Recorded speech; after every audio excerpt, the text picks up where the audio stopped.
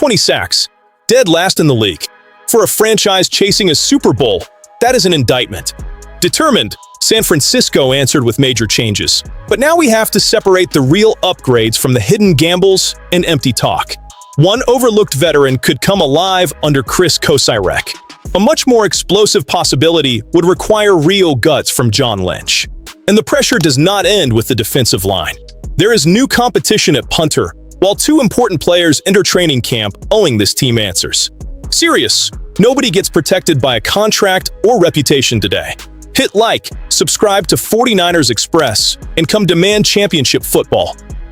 Cameron Sample did not arrive in Santa Clara surrounded by cameras, headlines, or promises of 15 sacks.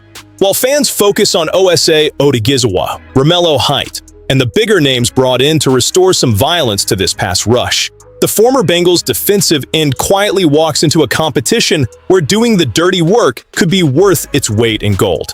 Sample is 6'3", 272 pounds, and brings 5 years of NFL experience.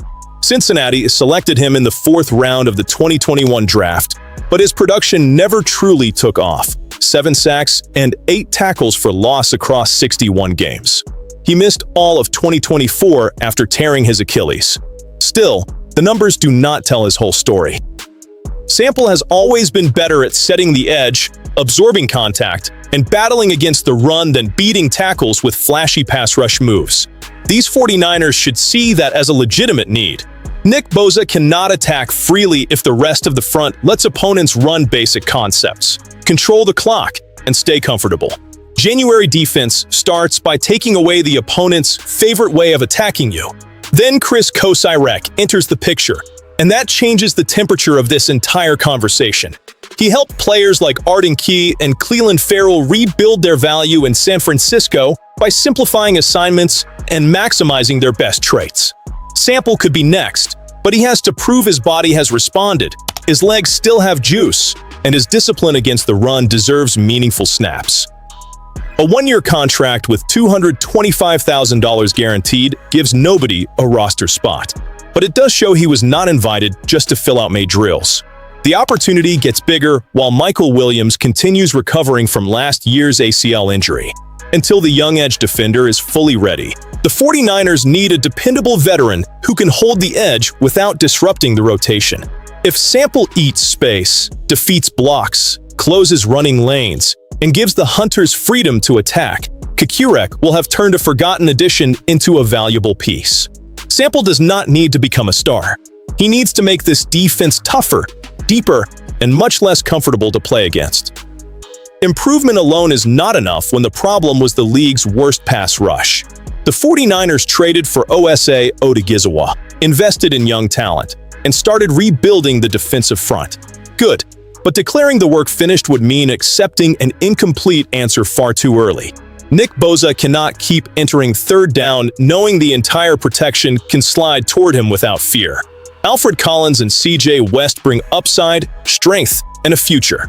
San Francisco's competitive timeline demands production right now. That is where Christian Barmore becomes a possibility that is simply too compelling to ignore.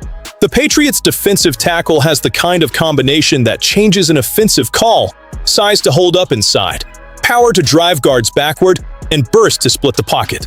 He would not arrive as just another rotation body. He would arrive to create panic directly in front of the quarterback. Picture that front on an obvious passing down. Bosa threatens one edge. Michael Williams attacks the other. Odigizwa works inside, and Barmore caves in the middle. The protection could no longer double Bosa like everybody else is just scenery. A guard losing leverage opens the shortest route to the quarterback. A center force to help creates another one-on-one matchup. John Lynch has to balance aggression with control. New England views Barmore as important to a line that also features Milton Williams, and there is no strong sign the Patriots are looking to move him. But rosters change, financial commitments matter, and heavy investment at one position can shift priorities. If New England ever chooses flexibility or draft capital, San Francisco needs to recognize that opening before its rivals do. Making that call does not mean offering whatever the Patriots want. Barmore carries a significant contractual commitment, so any negotiation would demand a complete evaluation of his health, future cost, and role. Mid-round picks, conditional compensation, or a player swap could become part of a package if the price does not compromise other needs. Ask, hear the demand, and decide with real information. Dismissing the name without learning the cost would be passivity dressed up as prudence. Nobody should sell Barmore as some one-man savior. His value would come from erasing the offense's comfort zone. A team can survive edge pressure if the quarterback can climb the pocket. When the middle collapses, the play loses time, vision, and structure. Bosa gets a cleaner angle. The linebackers find messier rushing lanes. The secondary has to cover for less time. The 49ers have shown they understand the urgency. Now they have to keep thinking like contenders. If Barmore is even somewhat attainable, Lynch should make New England name a price. Then he can walk away, negotiate, or strike. What he cannot do is watch a perfect football fit pass by without testing that door. Now we move from the dream of a terrifying defensive line to an area most people only respect after it wrecks a game: special teams. The 49ers signed punter Jack Bomeister to a 3-year deal, putting direct competition in front of Corliss Waitman. The goal is simple: stop field position from becoming a weekly leak. Bomeister is 27 and went undrafted in 2026. His college journey was a long one. He started at Michigan State in 2019, transferred after the 2021 season, spent 3 years at Utah, and finished at Texas, Kyle Shanahan's alma mater. Last season, he averaged 44.5 yards per punt with a long of 58. Leg strength does not look like the issue. In 2024, he produced 13 punts of at least 50 yards, including a 62-yarder, and hit 2 beyond 60. The year before, he launched 19 punts past 50. The power is clearly there. Camp will show whether it comes with direction, hang time, control near the end zone, and consistency under pressure. Crushing the ball without controlling the return can easily trade one problem for another. Waitman now has somebody breathing down his neck. Good. No unit on a team with Super Bowl ambitions gets to operate in comfort. Bomeister does not have to win the job during the first practice. He has to force the staff to study every detail and keep the punter who provides the most security when the offense stalls. The other move involves Khalil Dinkins, who was placed on the active/non-football injury list. If the tight end is not activated or cannot play by final cuts at the end of August, he could move to reserve/NFI, miss at least 4 games, and not count against the active 53-man roster. Keep monitoring the situation without inventing a diagnosis. I want this community looking beyond the big names. Tell me in the comments which special teams weakness threatens a contender the most: power, coverage, precision, or discipline. Championship teams do not treat a punt like dead space between plays. They treat every kick like a fight for territory. 10 practices. That is the runway Mac Jones and Ricky Pearsall have to start answering completely different questions with equally heavy consequences. The 49ers officially opened training camp on July 26th, one day after the veterans report. For players secure at the top of the roster, it is preparation. For anyone still defining his place in this franchise's future, every rep carries real weight. Mac enters his second year in San Francisco in a strange but valuable position. He backs up Brock Purdy, plays on a team-friendly contract, and showed last season that the offense does not have to abandon its identity when the starter goes down. In a league where seasons can collapse after a QB1 injury, the 49ers have somebody with starting experience who can operate the system. Security cannot turn into comfort. Jones has admitted he wants another chance to lead a franchise, so this camp also becomes a showcase. He has to stay sharp with his reads, fast in his execution, and aligned with Kyle Shanahan's structure. He also has to protect the harmony of a quarterback room that never faced a real controversy when he played well. The best backup produces when called and stays ready without turning personal ambition into daily noise. An extension would make sense for the 49ers because it would preserve continuity behind Purdy, who has not completed a full healthy season since 2023. For Jones, a new agreement would depend on salary, future opportunity, and how strongly he still sees himself as a starter. Nothing guarantees both sides arrive at the same calculation.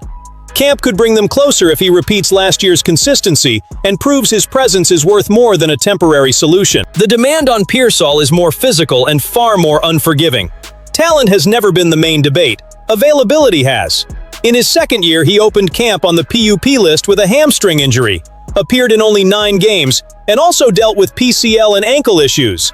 Fewer games than his rookie year, less continuity, fewer opportunities to turn flashes into sustained production. This is year 3. There is no room left for another season built around what he might have done if he stayed healthy. Pearsall has traits Shanahan values: movement, versatility, separation ability, and the potential to handle real responsibility. But potential does not win in January from the sideline. His body has to allow the player to show up week after week. Eventually, San Francisco will decide whether to exercise Pearsall's fifth-year option. A breakout campaign could raise his value and move him toward the center of the offense. Another stretch of absences or uneven performances could push that decision in the other direction. No single practice will determine his future, but everyone starts building the evidence. Mack has to prove he deserves to stay. Pearsall has to prove he can stay on the field. Neither one is fighting for July applause. They are defending roster space, contract value, and trust on a team that cannot build a championship run around comfortable assumptions.